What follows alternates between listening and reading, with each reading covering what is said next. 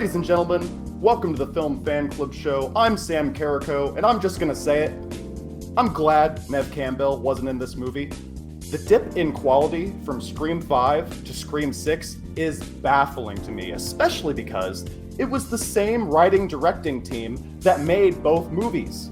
The 2022 film was the first to be released after the death of franchise creator Wes Craven, and it expertly balanced both being an homage to the original Scream and providing a fresh take for the franchise. The fifth film was elevated by the presence of veteran cast members Neve Campbell and David Arquette, and the new characters introduced, namely Jenna Ortega and her sister, had a dark backstory that provided an interesting hook for us, the audience. Nearly all of that is gone in Scream 6. With Sydney and Dewey gone, we're left with the new characters to anchor this movie. Even Gail, still alive and played by Courtney Cox, is reduced to a disappointing side role, which reveals how shallow our core four characters are. Unfortunately, the actress who plays Sam doesn't really have quite the acting chops that her on-screen sister Jenna Ortega has. I honestly feel like their characters could have been merged into one character that's played by Jenna Ortega. Except, I'll take anything that takes the spotlight off of their friends Mindy and Chad, who were so annoyingly written that I was actively hoping they would be killed by Ghostface. This movie has the highest kill count in the franchise, and some of the set pieces are fun. I particularly liked the bodega sequence and that ladder chase, but it also had the most fake-outs I think I've seen in this franchise. I've always gotten the sense that anyone could die in a Scream movie, and this one tries to make it seem like it could be the end. But here, main characters have the thickest plot armor imaginable. And speaking of this movie trying to make it seem like it could be the end, I'd like to give one last FU to Rian Johnson. They try to subvert my expectations left and right here, teasing me that this is part of a larger plan that ties the whole story together, when really, this is just a thinly veiled reboot of Scream 2, the college one, but in New York. And joining me now to react to my monologue and share their own thoughts on Scream 6. First up, we got Lucas Ledane. He's the editor-in-chief, creator of the LCM network. Hey, Lucas. Hiya, how are you? Good to see you. And also, Cade Thomas, back again, the co-host of Double Feature Movie Club. How are you, Cade? I'm great. Always happy to talk Scream. Absolutely. Me too. Typically, but I gotta say, guys, as you can tell from my monologue, I was a little disappointed with this film. Cade, why am I wrong? Well, I think that this has. I really liked the film. I thought it was interesting, new. I thought I agree with you. I was nervous. I mean, I was nervous that Neve Campbell's not in this initially, but then I am happy that she gets to be off, let this new you get to be with this new cast a little bit, dig into those characters a little bit more, and then you could bring Neve back Scream 10 or whatever in a big way. Scream X. And so they get to focus on these new characters, and the last time around didn't care for the new characters all that much. I like Scream 5. I didn't hate Scream 5. I actually really like Scream 5 a lot. Right. But I agree that the main characters, Sam, whatever the actress's name is, she's nowhere near as good as Jenna Ortega. Before this film, I agree. I was like, merge them, just make Jenna Ortega the star of this franchise. Right. But of course, she doesn't have the emotional tie that Sam has, of course, being that she's the daughter of. That's why you take that backstory and give it to Jenna Ortega's character, get the best of both worlds, would have been my thought. Well, I mean, that would go against the last film and what they set up and everything. At that point, they're kind of locked into it. And I thought that she stepped it up. I really thought that they gave interesting things to both of them. I really end up liking the new cast a lot in this movie. And I wish that one of them would have gone because of stakes purposes? Sure. But I did end up liking the core four, as it was said. And I like their dynamic a lot. So you thought it was a plus. Yeah, I see that. I see what they're going for. To me, it felt like they were watered down versions of that, especially with that Mindy character. My gosh, she seems like such a knockoff version of Randy. What if a person who doesn't quite have the writing chops to write a character like Randy, what if they wrote a more hollow and more shallow version of a character like Randy? That's what I got from this version. I like her a lot. I mean, she adds a much needed comedic voice to the film. One of my biggest negatives of this movie is that the comedy of Scream is not as in this movie as it has Yeah. been in other ones. That's one of my two biggest flaws of this movie, in a movie that I loved. I do think that the comedy was missing. Really, comedy came in the Scream franchise from virtually every character outside of Sidney Prescott. All the other Yeah. ones have comedic things that happen, and I feel like she's the only one of this core four that really gets to do some comedy. And it does seem like it's resting a lot on her shoulders, which, I mean, personally, I think comedy's good in Scream. That's part of the mix that makes it great. You got to do it the right way. So I'm getting that Mm. you liked the less of a focus on the veteran cast members and thought it was a welcome change of pace to have these new characters come in, and you liked what you saw of the new characters. Yeah, and I'm someone who I think that the veteran cast is, I mean, oh my God. I mean, they're some of the greatest horror characters ever. Right. Another knock I would love to talk about later is Gail Weathers. You mentioned that at the top. We can put a pin in that. Okay. I do think that she was underutilized in this. All right, Lucas, I want to hear where you come down on this, because it seems, well, okay, before we jump over, I want to ask this also to Lucas, but Cade, did you like Scream 5 or 6 more? I like 6 more. Okay, Lucas, start with Scream 5 or 6 more, and then where do you differ on me in your review of Scream 6? Ooh, I guess I would have to go with 5 more than 6 at Thank the you. moment. It's so fresh though, you know, I can't really make that judgment yet.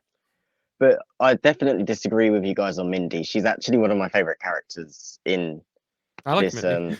Oh yeah, sorry, I disagree with. I'm just so overbearing with my opinion. Yeah, no, I get it. It's okay. It's so shocking. I mean, she's one of the highlights of the film for me, really, and I think her monologue in this film even outdoes potentially her one in Scream 5. And I also find it. Okay, are we allowed to talk spoilers yet? I was just going to do overall thoughts, but I mean, the movie's been out for a week, so feel free, don't hold back. Okay, I really liked how they kind of incorporated her into Randy's bloodline at the same time as really giving her a leg to stand on with the legacy characters as well. So I thought her comedy worked. I thought her action scenes, they did kind of describe this as a punk action movie as well.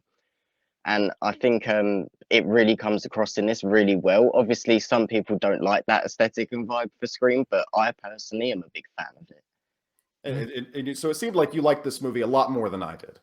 Oh yes. It was everything I could have expected it to be, except for one thing I do agree with you on, and that's the fake outs. That's why it's only a 9.5 out of 10 for me.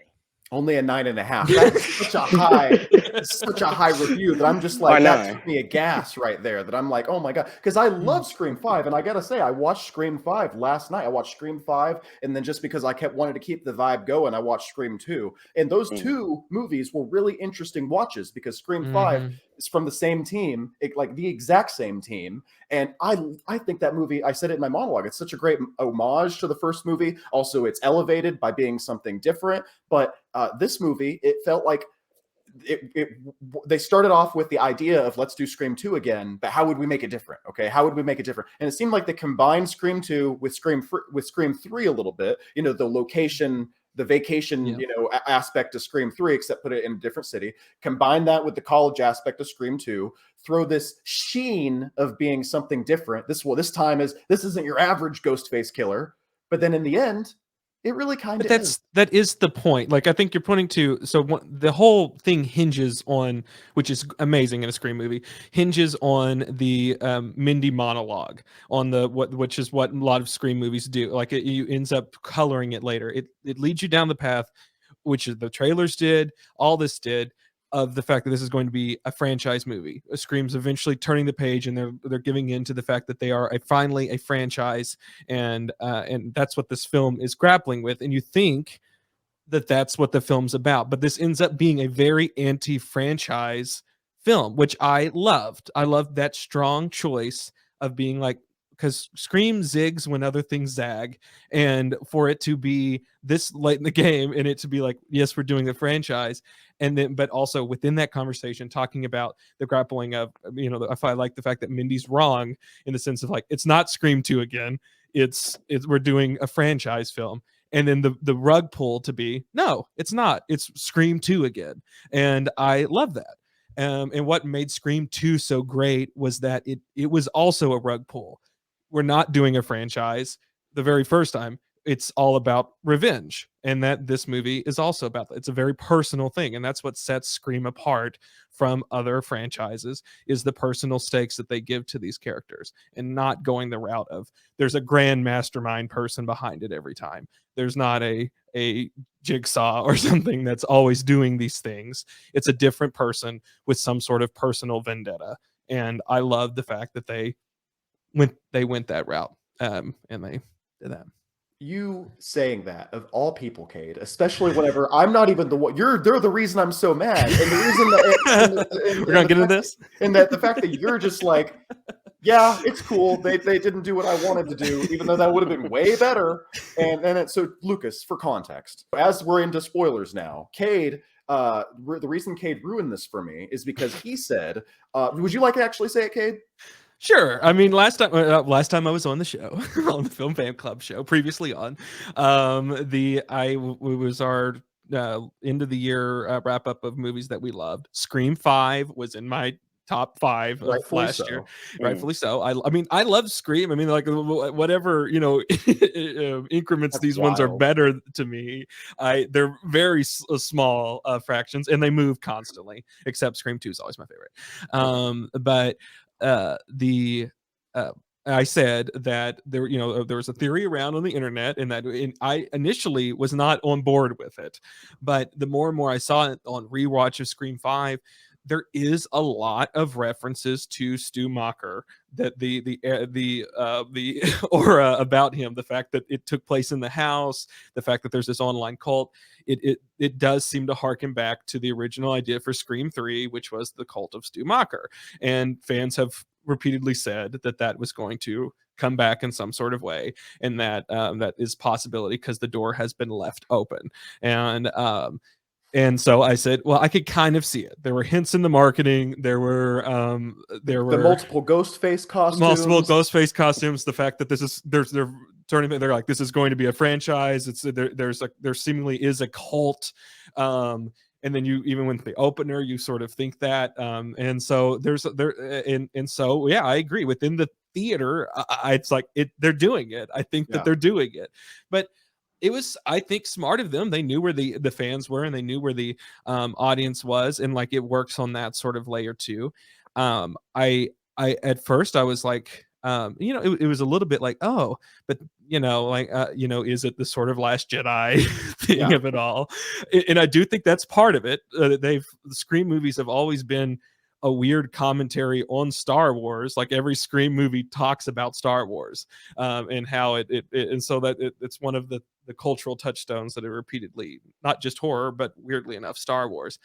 That I do think that's intentional, but at the same time, I did end up really liking it a lot. Just to, not so we're not bearing the lead, so Lucas understands. Cade had me convinced that the ultimate villain of this film was going to be Stu Macher, pulling the strings in some way from an insane asylum or what have you, because he is not confirmed to be dead in the film. Yeah, and they do at the beginning of this film, they say, just Lucas, would that have been better? Would that have been better if instead of being these randos that happen to be sad that their kid was dead, if instead it was Stu Macher? No, I don't think it would. I don't think it would make much sense for that to happen, honestly. I do believe that he's not dead, but I don't think he's going to come back as a killer. I think maybe he's going to come back in some silly little cameo. I don't think they're going to do that. A Hannibal Lecter kind of thing would be cool. I could have brought him in like Snoke and killed him off by the new Ghostface. Yeah, I feel like they're trying to distance themselves from the original trilogy in a lot of ways. And forth. So I feel like they'd be very hesitant to bring Stu in too much. But I do think it's a very fun fan theory. And I like the callback with the TV. Well, what I thought, and so what I thought was so at the beginning of the film, and now as we're kind of working our way through the film, I loved the opening of showing us the killer and I was on board for that. I was like, that's okay. Yes. A Scream movie where we know who the killer is the whole time. But because I heard Cade's theory, I was like, oh, this isn't the last reveal. we got Mhm. another reveal coming at the end that they're working for Stu Macher. So I was like, okay, I'm fine with 75% of the film. We know who's behind the mask running around. Well, they're saying we got to finish Richie's plan. Like there is ideas of that the fact that there is this online cult Yeah. that is around this Reddit community or whatever. Like that is a carryover from the last movie, and that is, and it's still by the end of the movie still something that exists. So, Yes. but yes, that's how I thought they were doing the cult aspect. Lucas, what did you think of this open and the idea of knowing who the killer is? I liked it at first. I was kind of glad it wasn't him as the main killer the entire film. To be honest, I wasn't a fan of his character. But I thought he got a really great kill, and it did kind of shock me at first. I kind of had a feeling there's no way they're gonna do that like straight away. But yeah, it did take me aback at first, and then I did not guess. I forget her name, the sister, as the killer. I did not guess her. I thought she genuinely. Well, because the movie pulls a Ryan Johnson. The movie literally does a glass onion, and no, literally not Last Jedi, but it does a glass onion where it rewrites the movie, like the last half of the movie. Oh, what a bad filmmaker! So I liked the. Go ahead.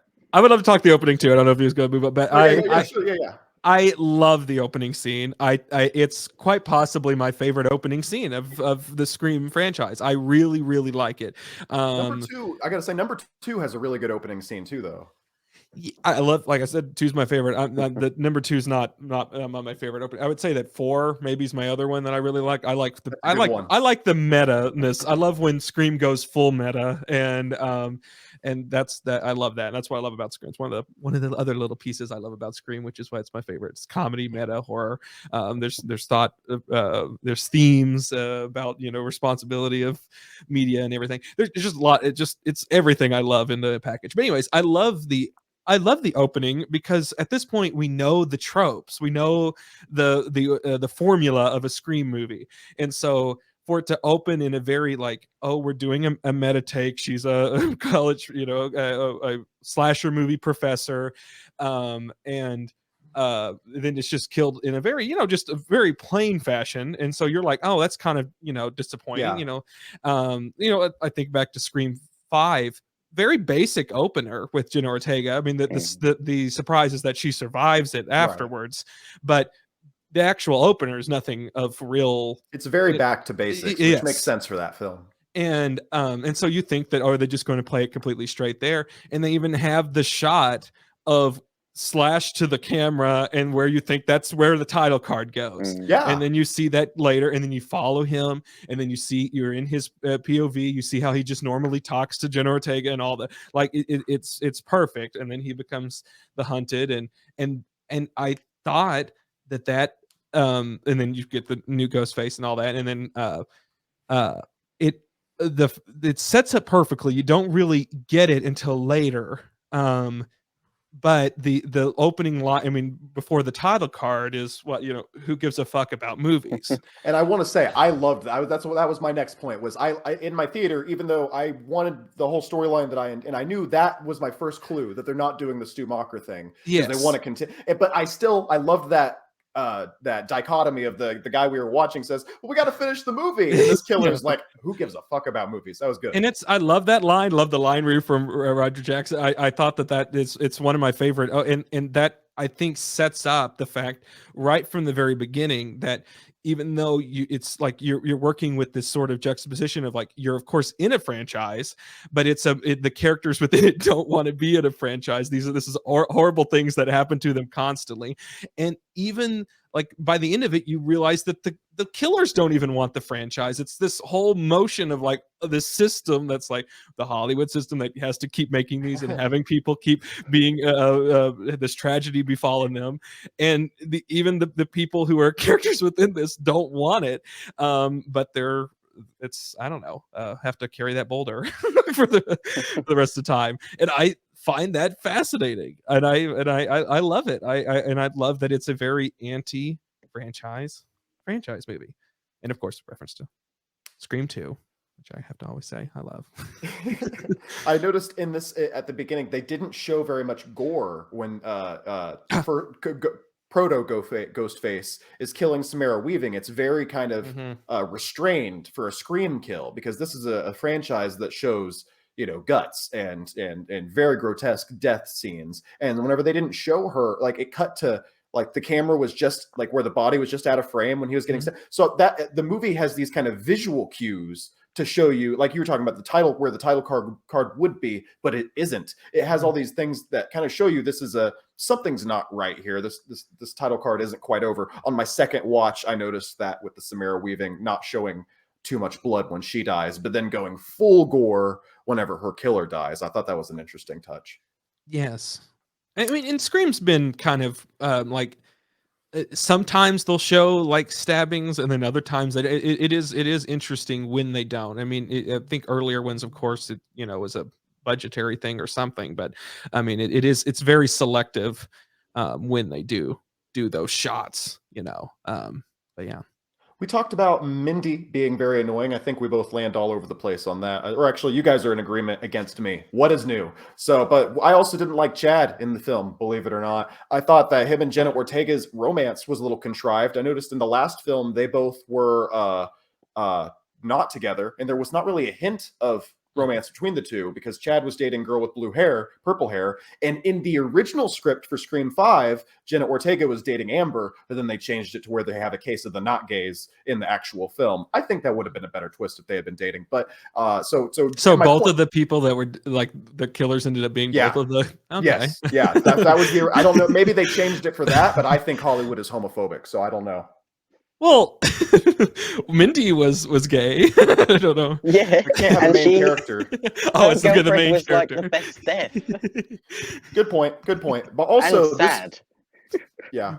While we're on the subject of Amber, this movie suffers not only because Neve Campbell isn't there, but because Mikey Madison is not in the film. She's great. I love Mikey Madison in that fifth Scream movie. Also, she's a great actress, but in the sense that she's also beautiful. So I would love to have her in another film. When is she going to make movies again? That's my question. My point was, we talked about how I think Mindy is annoying. You guys don't think Mindy is annoying. The Chad romance. Yeah, so yeah, Lucas, I want to throw to you. Do you think that Jenna Ortega's romance with Chad was out of the blue? Annoying? Where do you land on the character of Chad? They give us so much. He was also, I thought he was going to die, but he didn't die. Lucas, what do you think? Yeah, that was one of the, I almost yelled, honestly, when he came out of that thing on the hospital bed and he's still alive. It was like, you are not still alive. I don't care how buff you are. And then I don't think their romance annoyed me, but it was a little bit out of the blue. There was definitely no, at least to my recollection, hints towards that in the original either. But my kind of thought process was they've been through quite a traumatic event together that naturally kind of makes people close. So that was really just where I thought it was coming from. And it didn't annoy me at all. It was just, yeah, out of the blue. Cade, was Chad like? I thought I watched the fifth film yesterday, sixth film today. Was like worsely not as well written? Was he not as well written in this film, or was he more annoying, or is that just me, Chad? I think he was a thin character in the fifth one too. Okay. I think, and then he was kind of like died in that one too, and then survived. Yeah, it's kind of. But I think it's kind of supposed to be a reference to Dewey. I think that he's kind of supposed to be the Dewey, not even just the love interest portion of it, but the fact that he keeps almost dying and then coming back on the gurney, you know, like that's a Dewey thing. But of course we don't love him as much as we love Dewey. I mean, that's, right. I think that's fair to say. But I you know, these Scream movies always have such a limited time to do the sort of romance thing, and so it doesn't bother me too much. So much happens off screen in between all of the Scream movies, so I'm willing to be like, okay, something's happened between these years, and you only get a little bit to sort of catch up and understand where these characters are at now, and then you only get the one scene where before that. So I mean, I don't mind it. I mean, I would say he keeps surviving because he's the main male lead in this movie. That's, I think, what is happening, because in a thing which I think is great, that it's all these great female characters. But I mean, just to add a little bit, diversity. Yeah. So but I did think that either him or Mindy were going to die. Like, I think that was a fair sort of thing to like one of them, because it does seem like one of them's a surplus. Yeah. Being the fact that they're both, sort of Randy surrogates as well. And but I don't know. What did you think, Lucas, of all the set pieces? I mentioned that I love the bodega set piece. I love the ladder set piece. I love the Ghostface with a shotgun is a terrifying concept that I'm surprised they don't play into more. It has the Ghostface with a shotgun brings this movie a little bit closer to like a scary reality, like a scary, something that would happen in America kind of thing. So it just, that scene is a little unsettling, but I kind of like it for that reason. This is a horror movie. I'll ask you in a second, Cade, but Lucas, I want to know what your favorite set piece in the film was. My favorite set piece would probably have to be I believe you guys called it a subway, didn't you? Yes. Subway scene. That to me was amazing. It was a bit frustrating, just if you've seen the trailer, they practically ruined the entire scene in the trailer. But I think overall, it was a nice little scene, and I loved the little nod of Ghostface standing next to Freddy Krueger at one point on the train. That just made me so happy. So that was also one of the reasons it elevated that scene for me. And all of the characters, I mean, like, there's tons. I mean, the Babadook, Pinhead, there's, I mean, everyone's there. Yeah, I think. Go ahead. Sorry, I was just gonna say, I think these past two movies have done a really good job of kind of staying in the lane of being able to parody and kind of make fun of itself, or still taking itself seriously in regards to things like that. And I think hopefully it continues with the third, because it's been amazing so far. So two things. I thought that the subway scene, I like the concept of not knowing which Ghostface is the real Ghostface. I love that kind of trope in movies. It's like all people are like, oh, he could be the bad, I don't know which one to shoot kind of thing. Yeah. I did think that Mindy getting stabbed to death nearly on a subway was like that. The way they shot it didn't quite have me believing that nobody would notice that she's getting stabbed to death. And then no one care in New York. I think that's more like the thing in New York is like, someone got stabbed next to me. I gotta get to I gotta get to my stuff. Yeah. Okay, you're right. Once you remind me, Cade, that it's New York, I'm like, okay, maybe that could happen. I had another point about that, but I'm gonna move on to what was your favorite set piece, Cade?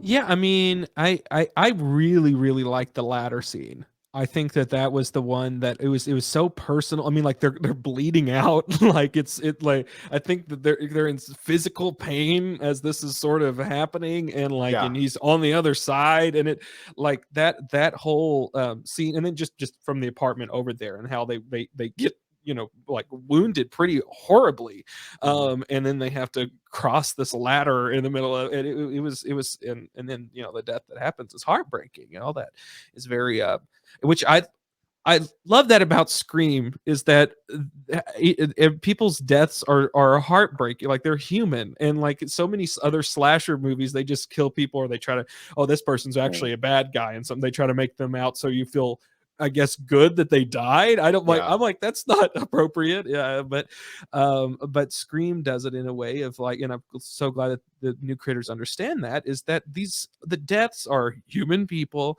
Your heart breaks for them, and it's a tragedy. And I think that all of that mixture and Scream's fascinating, because it's able to do that and be comedic and be terrifying and be heartbreaking and still be like a popcorn film. It's so many things that just makes it so great. I think it's really interesting that none of us chose the final set piece as our favorite. I chose the bodega, Lucas, you chose the subway, and Cade, you chose the ladder scene, and none of us chose the theater at the end. Lucas, you were going to say something? I was tempted to say that one. That's one of my favorites, only for the end part of that sequence. I had like an out of body experience in that during that moment, as it was swirling around and she was going to town on him. It felt like it captured Wes Craven perfectly, and that's all I can hope from any Scream directors ever going forward, because he's my favorite director ever. So Can we talk about that for a second? Yes. The kind of payoff with Sam throughout the through line of these two movies is that Sam is the daughter of Billy Loomis, and which is a really fun way to bring Skeet Ulrich back. And he looks horrible in the de-aging CGI is just horrible. Wonder why his is the only one with glass around it. Oh, that's right, because she has to see a mirror and see the mirror. Oh, that's funny. That's funny. I never realized that. Yeah. Oh, I didn't I thought it was like I bought into it. I was like, oh, clearly that one would have glass because that's the first one. But then also that makes sense too.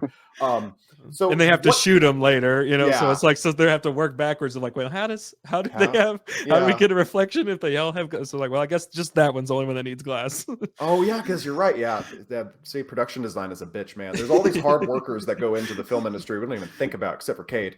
What do you, Lucas? What do you think of that through line? Do you think they handled it well? The idea that this is somebody who has it in their DNA, they could go over the edge, and the whole dichotomy is like she kind of wants to go ape shit, but so the movie kind of at the end, like kind of splits the difference a little bit. But they're like, I'm not going to kill you. Okay, yeah, I am actually going to kill you. So they have the appearance of her choosing to leave her dad's killing ways behind, but then they kind of abandon that, and then she kills him anyways. So you said it was really cathartic to see that. What do you think of how they resolved that storyline? I personally really liked it. I thought it really came together well for me. Like I said, it was a good payoff for me. Maybe it was because it was a bit more exciting than the actual killer reveal itself. Yeah. And one of my things with movies is the way you end them is extremely important, because that's likely how you're going to feel about it going out. And that, to me, and then tying it all up with the end and potentially teasing she's going to go even further off the hinge, and who knows, we're going to have Sam versus Ghostface as the next one, and that could be really awesome. So I just really like it personally. It works for me. Clearly not for everyone, but it worked for me. I just think it was a little interesting. They did split the difference, I think. I think they couldn't quite commit to one version or another either. I thought it would be kind of interesting to have her kill him, and kind of like maybe Jenna Ortega sees her after she's done it, and she's like, oh my God, what did you leave this movie on a little bit of an emotional cliffhanger? Like, where is Sam's psychology going to go next? Where's that going to go? Cade, what do you think of the way they kind of have handled this ongoing storyline for the Sam character so far?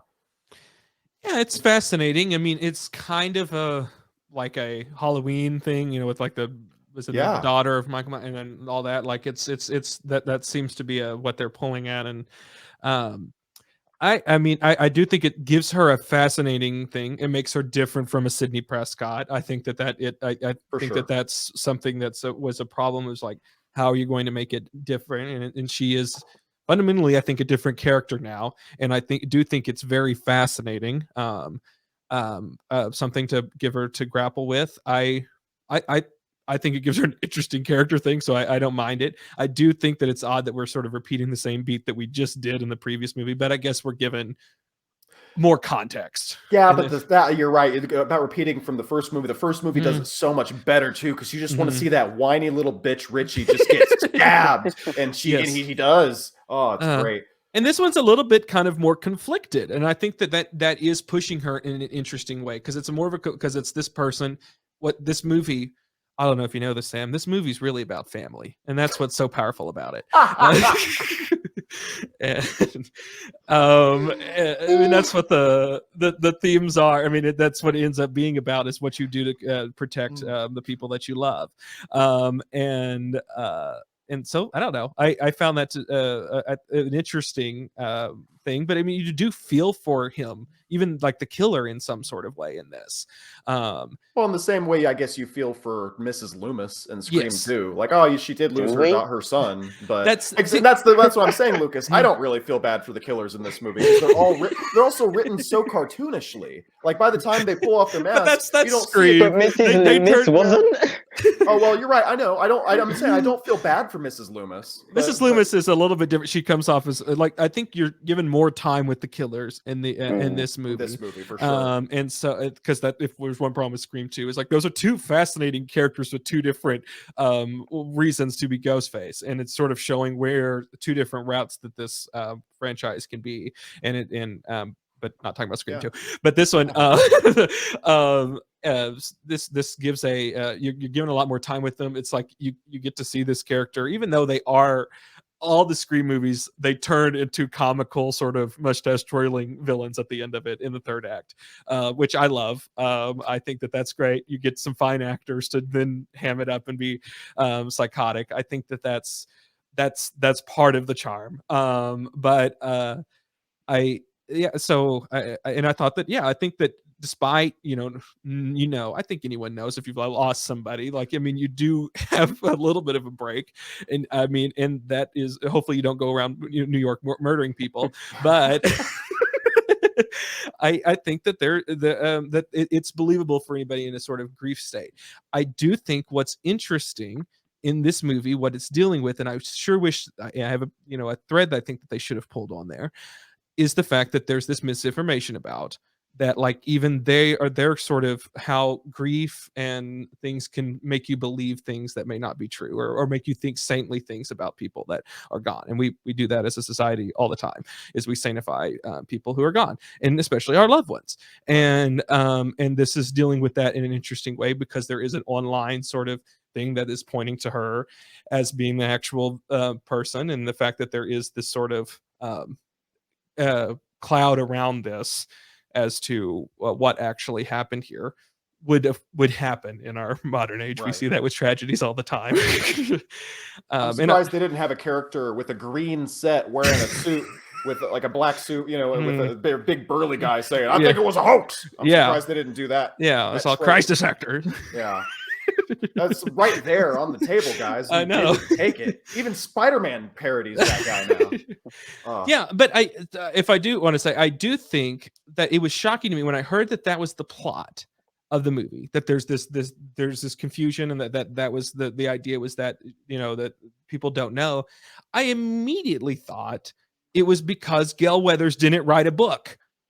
That's instead the movie says it is because like that is immediately where I think that in my head I'm like, oh, it's because you end the last movie with her saying, "I'm never writing a book about this, let them die in shadows." And that would have been a much more interesting way of going about that, is that for the first time ever, Gail Weathers doesn't write the book, and that's the problem. Yeah. And then when I said they were going to New York, I'm like, finally we get to be on Gail Weathers' turf, and this is her in her hometown, and where she's at and where her show's at and everything. So why else have it in New York? I mean, Gail's literally there, and then Sydney's out. So I really thought we were heavily pivoting to, we're going to finally get a movie that is co-led by Gail Weathers, who of course focus on the new ones, but like have her do a lot of interesting stuff, her exploring her life without Dewey, what is the right ethical quandaries of things. You're making me hate this movie more, Cade. I mean, I don't hate this movie, but now you're reminding me of how I don't like the Gail storyline in this either. That's my biggest complaint.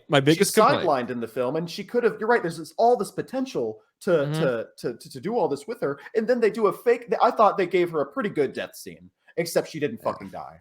And so Lucas, I don't think they should ever kill Gail. Well, I think that if they're going to, they should give her a scene like that, where she fights off and almost holds her own, and then dies her hero's death almost. There is the way. I mean, Scream 4 did it great. There's a reason why Gail, I think, killers. This one's a little bit fuzzy because they have a different motivation than most. But Gail Weathers will survive because she writes the books. And the killers will spare her. They want the fame, and that they will spare Gail Weathers because she's the one who keeps them relevant. And I think that's a perfect thing. And she's always going to wedge her way into it. Like, that is a perfect storm. And I think that's why you keep Gail Weathers until Courtney Cox is 80 years old, and then she'll sacrifice herself. Lucas, I want to bring this. We've got to wrap up in the next 5 minutes or so, guys, if that's okay with you. But I want to throw it to you and ask about the legacy characters. Do you think they handled Gail well? And also, I'll throw in Kirby there. I thought it was a little random that she's an FBI agent, but you got to get her somehow. She was a high schooler last time we saw her. Obviously, she's not going to be in high school anymore, but she is conveniently an FBI agent, and she's conveniently friends with Sam. Lucas, how do you feel about how they handled both Kirby and then Gail?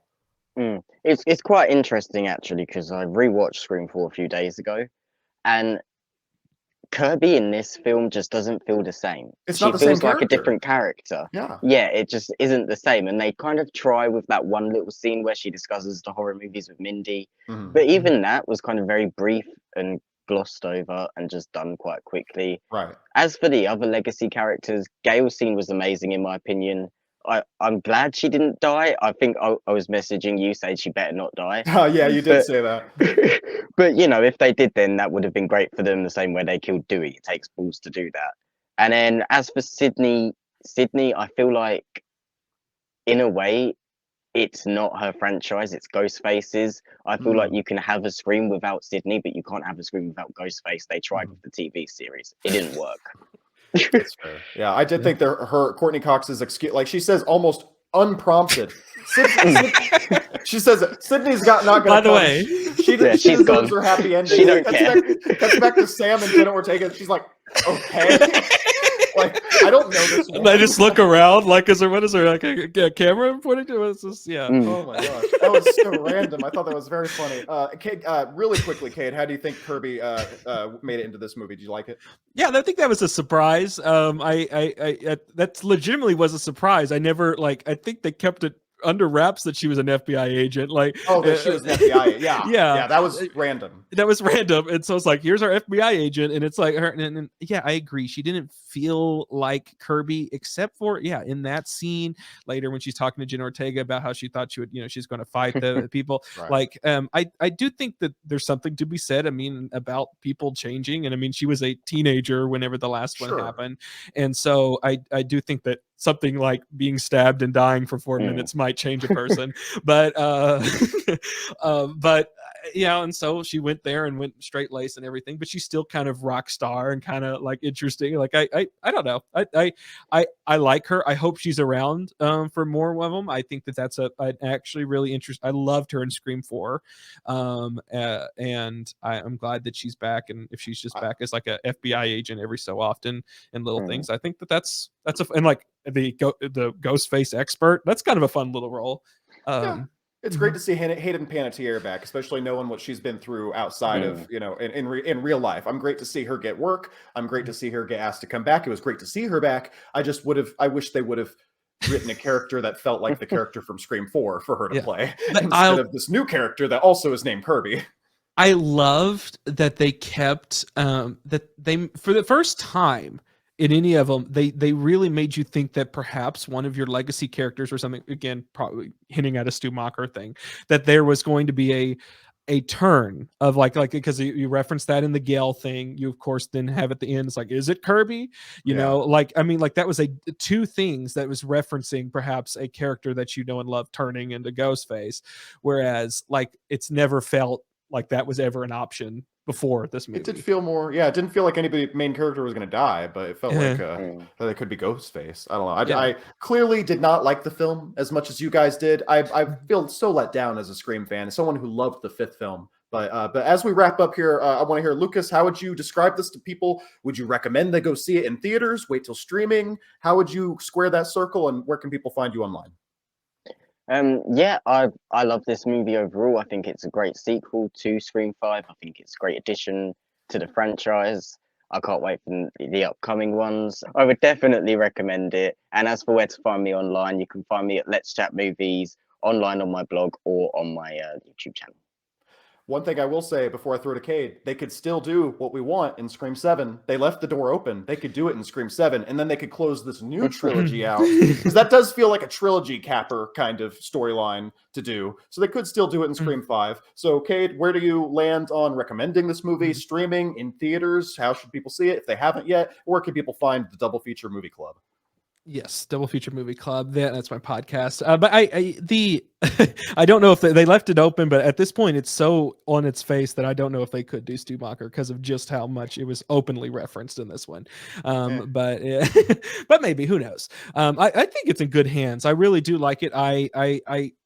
I'm shocked by how much I was so nervous with 5 about someone taking over out other than Wes Craven and Kevin Williamson.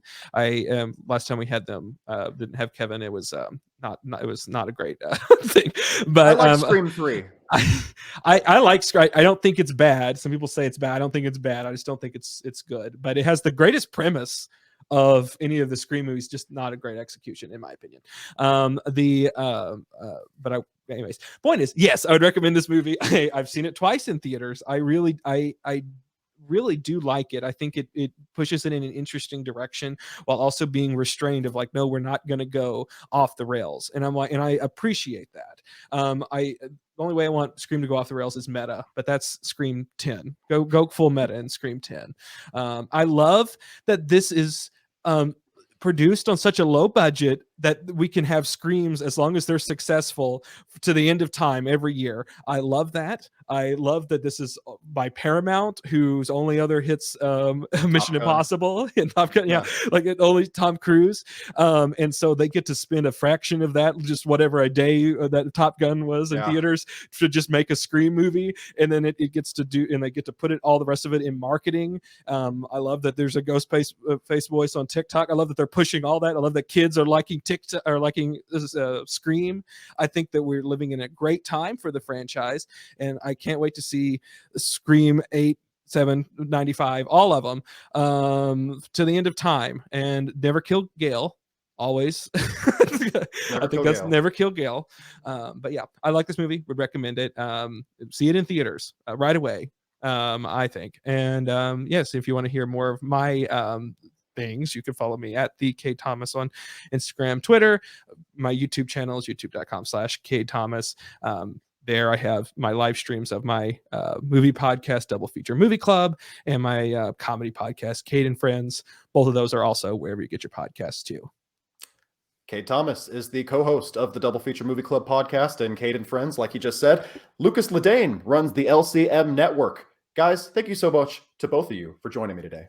If you want to follow me, I'm at Samuel D. Carrico. You can find me, find my Twitter handle in the show notes. I'm also there on Instagram. The Film Fan Club is on TikTok, so you can find me, find the Film Fan Club on TikTok. Also, Why I Hate My Favorite Franchise, A Star Wars Story, is now streaming on my YouTube channel. Please check that out if you haven't yet. I've been Sam Carrico, guys. Thanks so much for checking this out, and I'll see you next time.